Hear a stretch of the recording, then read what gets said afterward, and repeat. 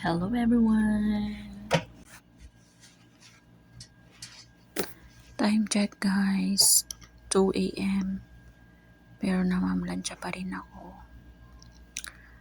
Wala kailangan nating tapusin ngayon kasi sa umaga wala tayong time para magplansya. Ang dami kasi naming mga bisitang dumating. So, halos mag-iisang buwan na sila dito. Hindi ko alam kung kailan sila alis.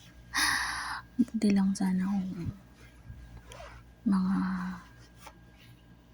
matatanda na pero may mga batang maliliit na sunod-sunod yung anak. So, ang hirap hindi naman kalakihan yung bahay. Kaya, minsan parang gusto ko nang sumuko din. Kasi sobrang pagod talaga. Yung gusto mo nang matulog pero naririnig pa yung ingay ng mga bata. Sisigawan. Kasi ngayong tulog nila baliktad. Sa umaga sila natutulog. Sa gabi, gising. So, sa akin kasi wala namang problema kahit maraming trabaho Kasi kaya ko yan. Ang hindi ko kaya is yung hindi ka makatulog ng maayos. Siyempre, paano ka magkakaroon ng lakas kinaumagahan, di ba? So, sabi ko, minsan, parang yung katawan ko, gusto ko na talang ipahinga, pero wala Tuloy-tuloy. Pagkagising mo, tuloy-tuloy na. Minsan nga, hindi nga ako makahawak na ng cellphone. At saka, ang mahirap pa, nga, merong katulong yung isang rito, nakasama ko, pero mas gusto ko na nga yung mag-isa kasi alam ko, ako lang. Pero yung alam mong meron kang kasama tapos wala lang, para din siyang amo. Parang ewan ko yung term, nakakaasar ba? Tapos yung feeling mo na, yung feeling pa nila na kapag na siya yung maraming ginagawa. Kasi tinitsempo niya na, kaya ang hirap.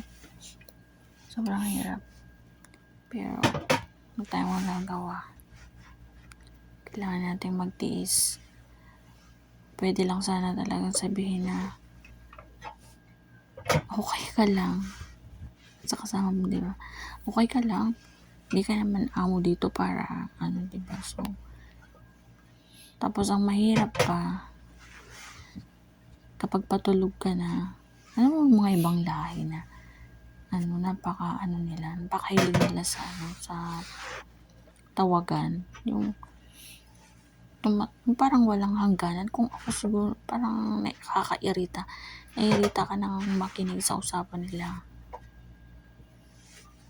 Tapos, yun yung asar ko talaga, yung matutulog ka na, nakuha mo na yung tulog, tapos may maririnig kang kasama mo na may katawagan. So, imbis na nakuha mo na yung tulog mo, naabala pa.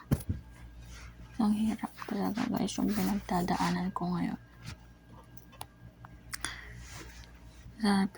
Pinagdarasal ko na sana umalis na sila. Kaya wala talaga akong time mag-upload guys. 2 linggo na. So eto, habang namamlansya, nag-video na lang ako. Para kahit papaano may mai-upload pa. So, wala tayo kasi, di tayo kasi makapag-video sa cooking ko ngayon kasi pabilisan ang gawa. Okay lang nung mag-isa, nung wala kaming bisita, kahit papaano nakakapaggawa ako ng cooking video. Ayan, sana mapagtiyagaan nyo pa rin ito guys, mga bebe. Thank you sa inyong lahat.